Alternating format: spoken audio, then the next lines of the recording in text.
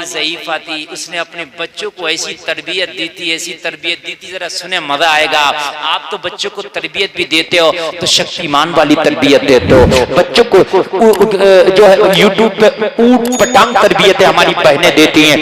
एक अल्लाह वाली ने अपने बच्चों को मोहम्मद रसूलुल्लाह की सुन्नतें सिखा के बच्चों को जवान कर दी।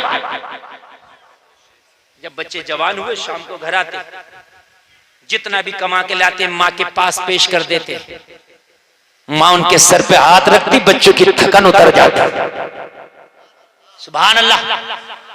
खाना बनता, एक जगह खाना निकाल कर रखा जाता, चारों बेटे इकट्ठा होके माँ के साथ मिल करके एक ही तबाक में, वो जो बड़ा सा होता था, क्या बोलते हैं उसे, तबाक ही बोलते हैं इधर भी ना, उसमें बैठ के खा लेते। हाय हाय, पूरे गांव के अंदर यार उसके घर की मिसालें दी जाती थी, उस जैसा इत्तेफाक कहीं नहीं है तो गरीब, बेटे तो मजदूरियां करके आते हैं, बेटे तो मजदूरियां करके आते हैं, मगर घर को उस माँ ने जन्नत का नमूना बना डाला है, इसलिए कि जब शाम को आते हैं तो माँ के हाथ को बोसा देते हैं, जब सुबह को जाते हैं तो सरों पे माँ का हाथ रखवा के जाते हैं। बड़ी खुशियां हैं। वो घर जन्नत का नमूना था। घर तो तुमने भाई इनेमल पेंट, फलाने पेंट, ढमके पेंट सब कुछ करा लिए, लेकिन भाई से भाई का दिल जुदा है। तेरे भाई में, तेरे घर में कहां से दिल लगे? भाई का भाई से दिल जुदा है, कहां से दिल लगेगा घर में? शाम को जब आते सारी थकन उतर जाती और माँ भी उन्हें दुआएं देती, बच्चों की थकन उतर जाती, इधर माँ का दिल शेर हो जाता। एक दिन ख्वाब में इस बूढ़ी के माया आ गई। माया जानते हो होता खजाना, क्या होता है खजाना जानते हो? नहीं, माया। माया आजकल इस माया का बड़ा वो चल रहा है, बहुत ज्यादा इस वक्त माया का। जिसे देखो हजरत हमारे घर में मियाँ ने माया बताई है, बड़ा ट्रेंड चल रहा। अरे इतना ट्रेंड चल रहा, बहुत बहुत ट्रेंड चल रहा। मियाँ ने माया बताई। और हमारी माँ बहनें इतनी सीधी, इतनी भोली हैं, इनसे ये पूछो, ये मियाँ अगर माया बताता तो तुझे क्यों बताता, खुद ही ना निकाल लेता? भाइयों, बड़ी हमारी सीधी माँ बहनें। मियाँ ने कह दिया तुम्हारे घर पे बंदिश चल रही है, हमारी बहन मान गई यहाँ बंदिश चल रही है, तेरे कारोबार को बंधवा दिया। और कान खोल करके सुन लो, किसकी ताकत है कारोबार को बंधवा देगा? रिस्क देने वाला अल्लाह है। कौन है जो अल्लाह के हाथ को बांध दे? रिस्क देना अल्लाह का काम है। इन्नल्लाह यर्ज़ुक़ु मन यशाउ बिग़ैरि हिसाब। अल्लाह जिसे चाहता बेहिसाब रिस्क देता है। किस मियाँ की ताकत है? किस मियाँ ने माँ का दूध पिया के अल्लाह के हाथ को बांध? ये तो नहीं कहता तेरा नसीबे में इतना, दुआ कर, अल्लाह दुआओं से तकदीर बदल देता है। हमारी माएँ देखो, हमारी बहनें इतनी भोली भाली, इतनी सीधियों का चक्कर लगानी है मियाँ। समझ रहे हैं आप? कोई 7 जुमेरातें कर रही है, मज़ारात पे जा रही है, 7 जुमेरातें मज़ारात की चल रही हैं। अच्छा ये बताओ, ये 7 जुमेरातें कहाँ था? आज तक मैंने किसी किताब में ना पढ़ा। कोई एक मौलवी बता दे कि 7 जुमेरातें करना। 7 जुमेरातें कर रही है। कलियर में पढ़िए, अजमेर में पढ़िए, बदायूं में पढ़िए, किसने कहा भी तुझसे हम पढ़ी रही? पहले तो तेरा है आना ही ठीक नहीं था मजार पर, तू करने क्या आई है? तुझ पर अल्लाह उसके फरिश्तों की लानत बरस रही है, तू यह मजार पे क्या करने चली आई? और तू आ भी गई थी तो शरीयत के दायरे में रह के, कहीं पर्दे में रह के एक तरफ को बैठ जाती, मजार में अंदर न जाती, वहां बैठ के चुपके से दुआ कर लेती और 2-4-5 मिनट में घर वापस आ गई होती। पहले तो इस दायरे में अब जा नहीं सकती। अगर इस दायरे में जा सकती है तो जाए, लेकिन जब नहीं जा सकती तो ना जाए। लेकिन मजारों पे आज मर्द कम और औरतें ज्यादा।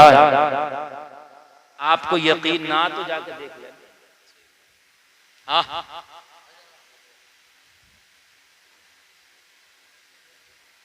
मजारों पे हाल ये मेरे भाई, यकीन मानना, मैं आपको क्या बताऊं, ये जुमले मेरे हार्ड हो जाएंगे। मियाओं ने तो ऐसा पेशा बना लिया, कोई मोर के पल्ले के खड़ा, यहां लाओ, कोई चिराग लेके बैठा हुआ, चिरागी दो, समझ रहे हैं आप? या अल्लाह, ये बात समझ में नहीं आती। चिरागी ये बताओ, ये चिरागी किस बात की? मियाँ मेरा मोर के पर लेके मुझे घेर लिया कलियर, कह रहा दियो। मैंने कहा क्या रहे? बोला मेर के पड़े। मैंने कहा मियाँ फंस जाएगा, ये जो मोर का, ये मोर जो है ना, ये राष्ट्रीय पक्षी है, तूने इसके पर कहां से उखेड़ लिए? 2 नंबर के काम करके यहाँ खड़ा है। हाँ सही बात है यार, राष्ट्रीय पक्षी है मोर, उसके पर जो लेके खड़े ना इतने इतने, अगर पूछ लिया गया केस हो जाएगा। 2 नंबर का काम करके पैसे ले रहा। अब मियाँ देख रहा, बोला कौन है आप? मैंने जानते नहीं हो हम कौन है? अरे बोला यार मौलाना साहब हैं। मेरे भाइयों, एक बात कान खोल करके सुन लो, अपने घरों में इस बात की तलकीन करो, मज़ार शरीफ पे जितनी भी ख़वातीन जा रही हैं, वहां जाकर अलावा नुकसान के फायदा एक रत्ती का नहीं। सिर्फ मियाओं की खूब ढकोसलेबाजियां पूरी हो रही हैं और कुछ नहीं है। सिर्फ ढकोसलेबाजियां पूरी हो रही हैं, बेपर्दगियां हो रही हैं और कुछ नहीं है। और एक बात बहुत मोटी कह रहा हूं मैं, ये चैनल वाले चल रहे हैं, ये इसको डालें, खूब डालें, ये डंके की चोट पे कह रहा हूं। और नई बात कह रहा हूं मैं, आज जितने हवाई असर चल रहे मज़ारात पे, बाजारों में औरतों का जाना बंद कर दो, 90% औरतों का असर खत्म हो जाएगा, मेरी गारंटी है। 90% औरतों का असर खत्म हो जाएगा, मेरी गारंटी है। किसी मियाँ के पास जाने की जरूरत नहीं, ना कोई तावीज, ना कोई अमल। मज़ार पे और बाजारों में जाना बंद कर इंशाअल्लाह। 90% खत्म, बिल्कुल। ये जो असर है, ये हवाई असर नहीं है, जमीनी असर। ये हवाई नहीं है, ये सब जमीनी नीचे का है, बिल्कुल नीचे का। हाँ, मैं कलियर शरीफ में खुद अपनी आंख से देख रहा हूं, एक पे मियां वो आ रहा जिन, बड़ा पटकियां खा रही, उसने एक का मोबाइल लिया, उठा के फेंक दिया, तोड़ दिया, डर के मारे। उसने कुछ ना कहा, इस पे भाई जिन आ रहा, उसने कुछ ना कहा, डर के मारे पुलिस पे जिन है, पटक दिया। एक मौलाना भी मोबाइल लेकर खड़ा, मौलाना के पास आई, मौलाना जरा थोड़ा सा तेज आदमी होता है, मौलाना को मोबाइल छीना, उसने कही तुझसे बड़ा वाला मेरे ऊपर है।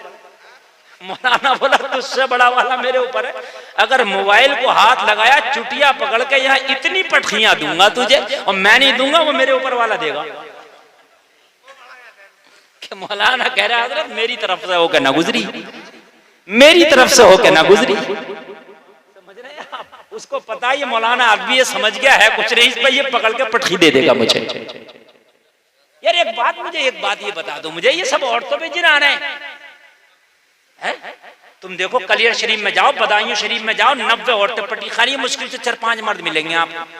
कोरोना आया था तो मर्दों पे भी आ रहा था, औरतों पे भी आ रहा था, ये कौन सा जिन औरतों पे ज्यादा आ रहा? अरे आप मेरी बात गलत हो तो आप देख लो, किचोचा शरीफ में देखो, जहां आपका दिल करे जाकर के देख लो, औरतों पे ज्यादा जिन है। क्यों है भाई?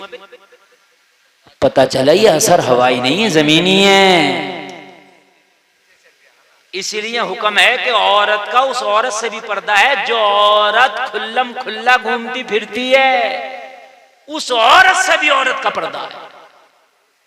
इसलिए कि जो खुल्लम खुल्ला घूमती फिरती है, उसके साथ ही औरत जब फिरेगी तो इसका असर इस पे आएगा, और जब इस पे असर आएगा तो फिर ये भी अपना असर दिखाएगी। समझ रहे हैं आप मेरे भाइयों? एक चरवाहे बकरियां चराता था, उसकी काफी अच्छी खासी बकरियां थी। रोजाना भेड़िया कभी इधर से मार लिया, कभी उधर से मार लिया, उसकी रोज 1-2 बकरी मारी जाती। उसने क्या काम किया, चारों तरफ से उसने बकरियों को घेरने के लिए दीवार बना दिया, बीच में दरवाजा लगाकर डंडा लेके बैठ गया। अब बकरियां महफूज, भेड़िए परेशान, क्या करें? मीटिंग हुई, बकरियां तो हिफाजत में चली गई, क्या करें? भेड़ियों ने कहा ठीक है अभी बरगलाते हैं। बकरियों को समझाया, कहाँ चक्कर में पड़ रही हो, इसने तुम्हें कैद करके रख दिया। अच्छी खासी टहलती फिरती थी, जहां दिल चाहता था वहां जाती थी, और अब देखो इसने चारों तरफ से कैद करके दरवाजा लगाकर डंडा लेके बैठ गया। क्या तुम्हारा कोई हक नहीं है घूमने फिरने का? क्या तुम्हारा अधिकार नहीं है घूमने फिरने का? बकरियों की बात समझ में आ गई, बात हमारे मुफीद मशवरा दे रहा है, ये हमारा खैर ख्वाह है। बकरियों ने एहतजाज शुरू कर दिया, हमें आजादी दो, हमें आजादी दो, आजादी दो, हम भी आजादी चाहते हैं। दरवाजा खोला, लो आजादी लो। जैसे ही दरवाजा खोला, भेड़िए दांतों को चाड़े बैठे थे, जैसे ही निकली मुकम्मल आजादी मिल गई। किसी ने गर्दन दबोची, किसी ने मुंह दबोचा और ले गया। आज यही तो आज हमारी औरतों को सिखाया जा रहा। आज बॉलीवुड क्या सिखा रहा, क्या सिखा रहा ये आजाद माहौल, क्या सिखा रहा ये मगरिबी माहौल कि इस्लाम ने तो औरत को दबा के रखा, इस्लाम ने तो औरत को कैद में रखा, औरत को आजादी दो, औरत को आजादी दो। वो जलसे में आने वालों, ये औरत को आजादी नहीं है, बल्कि औरत की इज्जत का, औरत की इज्जत का सही पूछिए तो खुदा की कसम सौदा है। औरत की इज्जत की धज्जियां उड़ाई जा रही है। अगर औरत महफूज रह सकती है तो मोहम्मद रसूलुल्लाह के बताए हुए रास्ते पर ही महफूज रह सकती है। नारे तकबीर, नारे रिसालत, मसलके आला हजरत, मजहबे इस्लाम, मुफ्ती गुलफाम साहिब क़िबला, नारे तकबीर, नारे रिसालत। मेरे भाई जरा सुनिए, हजरत उमर इब्ने खत्ताब, जरा गौर करें, दूसरे खलीफा, वो जो मेरे नबी ने बताया मेरे बाद अगर कोई नबी होता तो उमर होता। हजरत उमर ने मस्जिद में जाने से औरतों को रोका, मस्जिद में जाने से रोका। मस्जिद में जाती थी पहले औरतें, नमाज पढ़ती थी, जैसे मर्द मस्जिद में नमाज पढ़ते हैं वैसे ही औरतें नमाज पढ़ती थी। हजरत उमर ने मना फरमा दिया, सही था हजरत उमर का ये फैसला, ये फैसला सही था। हजरत आयशा तो औरतों ने जाके शिकायत की, अम्मी आयशा ये उमर कौन होता है हमें रोकने वाला? उमर ने हमें मस्जिद में जाने से रोक दिया। अम्मी आयशा ने फरमाया, अगर आज नबी जाहिरी तौर पर इस दुनिया में तशरीफ फरमा होते तो वो भी यही फैसला देते जो उमर ने दिया है।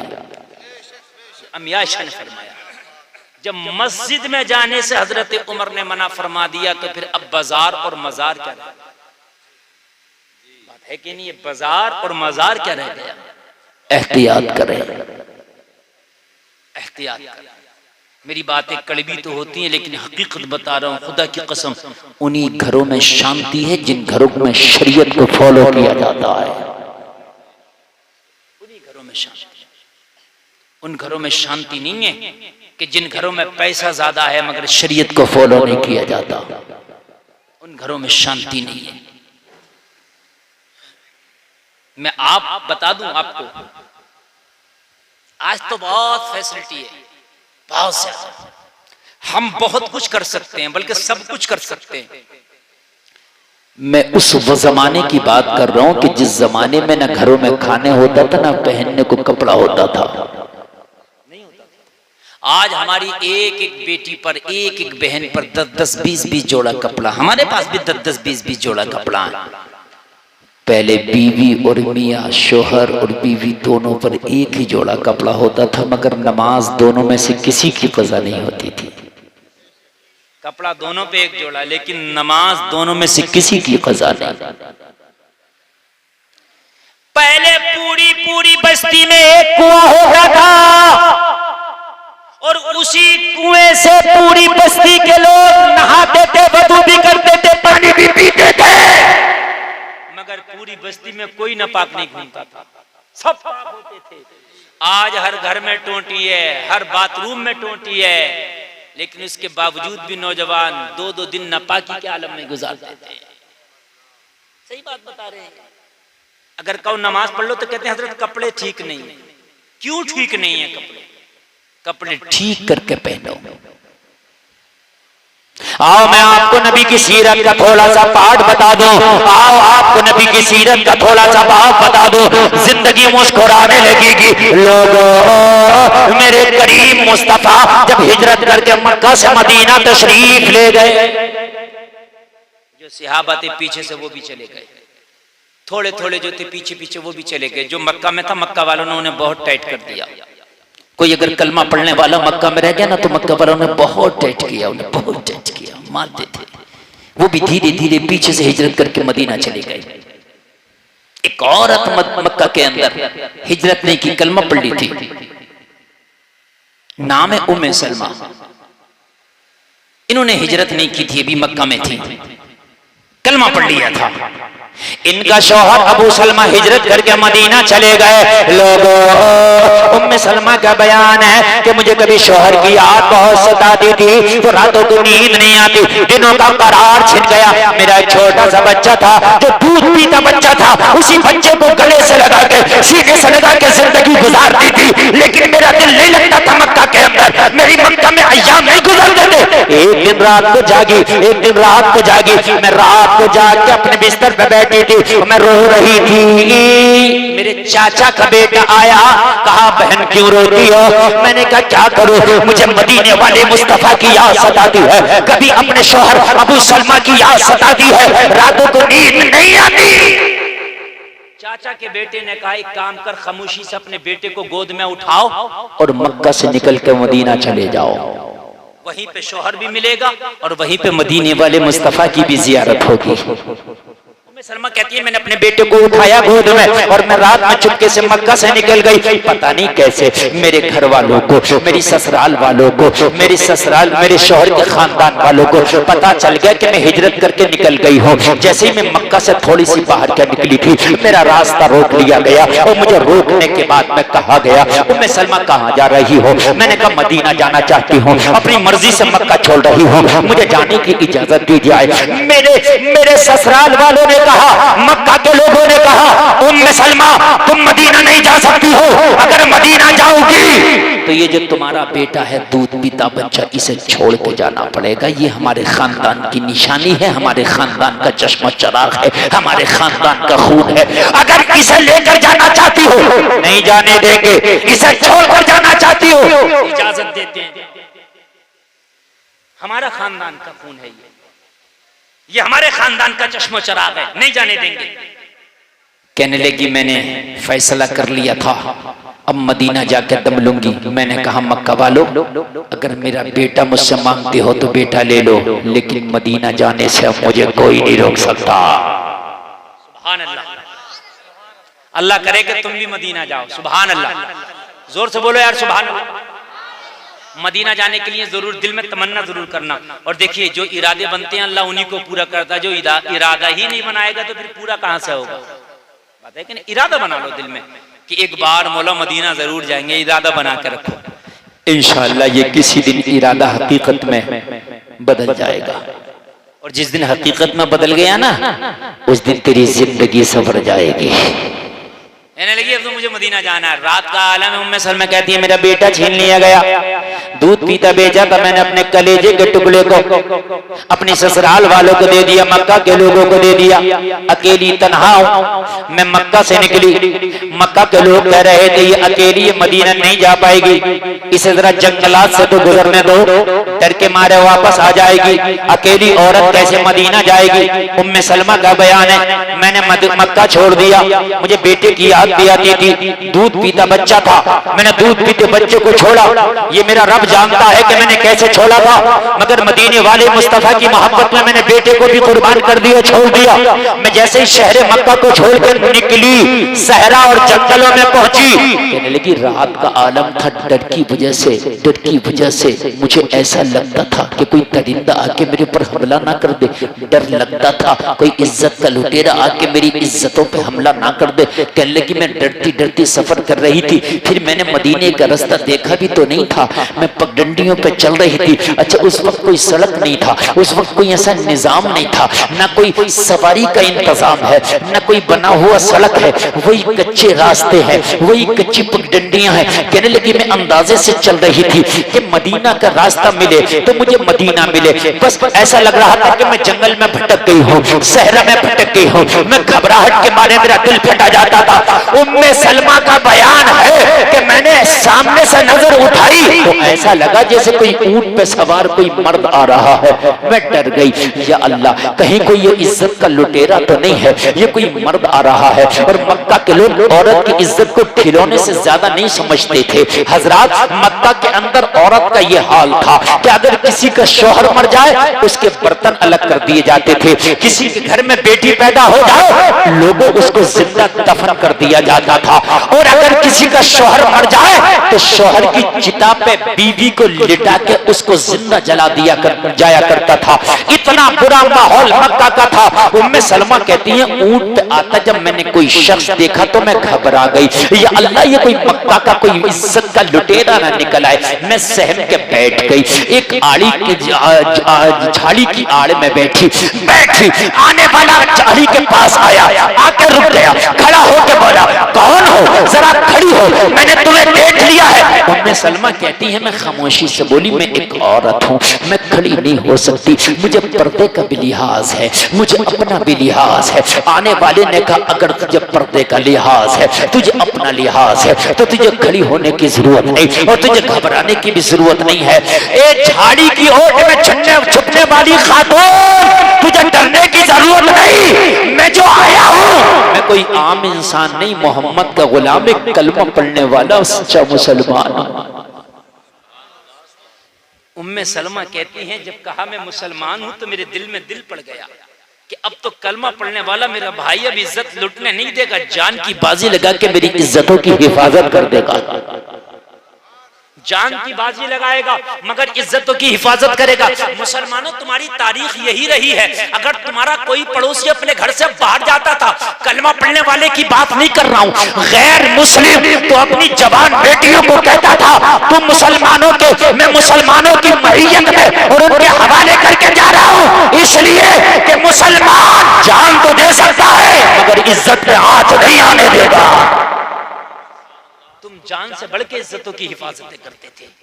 लोगों जरा गौर करना, कहने लगा मैं कलमा पढ़ने वाला मुसलमान हूं, तुझे परेशान होने की जरूरत नहीं है, तुझे घबराने की जरूरत नहीं है। उम्मे सलमा कहती है जब मैंने ये सुना कि मुसलमान है मेरे दिल में दिल पड़ गया, मेरे दिल में दिल पड़ गया, मेरी जान में जान आ गई, मुसलमान है। ये हाल थे लोगों तुम्हारे, ये शान थी तुम्हारी। कभी गैर मुस्लिम भी कहा करता था कि अगर अमानत कहीं रखनी है तो मुसलमान के हवाले कर दो, कलमा पढ़ने वाला सब कुछ कर सकता है मगर कभी भी ये मुस्तफा की शरीयत से खिलाफ नहीं चल सकता है। मर सकता है मगर अमानत में खियानत नहीं कर सकता। आज तो हाल ये अगर किसी का पैसा उधार ले लेना, कहता बस एक हफ्ते में दे दूंगा, एक हफ्ता ही लौट के नहीं आ रहे आप। सालों गुजर गए, रिश्तेदार को पैसा दिया तो रिश्तेदारी खत्म हो गई, पैसा ना मिला। सही बात बता रहे हैं।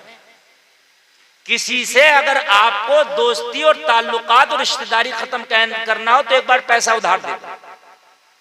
और बुजुर्ग फरमाते हैं अगर किसी को आजमाना हो कि ये बंदा कैसा है तो उसे उधार दे दो, तब पता चलेगा ये कैसा है। मीठी मीठी बातें तो सब कर लेते हैं, अगर वक्त पर वापस दे दे तो समझ लेना बंदा टनाटन है। भाई वादा खिलाफी नहीं होना चाहिए, ये मेरे नबी ने सिखाया है। मेरे नबी ने, एक यहूदी मेरे नबी से कह के चला गया अभी आ रहा हूं, 3 दिन हो गए, 3 दिन के बाद आया नबी वहीं तशरीफ फरमा। ये कहने लगा आका आप तब से यहां हैं, मैं तो भूल ही गया था। मेरे नबी ने फरमाया तुम भूलते हो, हम नहीं भूलते अपने वादे, हम नहीं भूलते अपने वादे। अमानत में खयानत नहीं होना चाहिए। उम्मे सलमा कहती है मैंने कहा अगर तू कलमा पढ़ने वाला मुसलमान है तो मुझे मदीना जाना है, चल मदीना लेके चल। कहां लेके चल? मदीना। कहने लगी, आने वाले ने कहा मेरे ऊंट पे बैठ जा। उम्मे सलमा कहती है मैं ऊंट पे बैठ गई।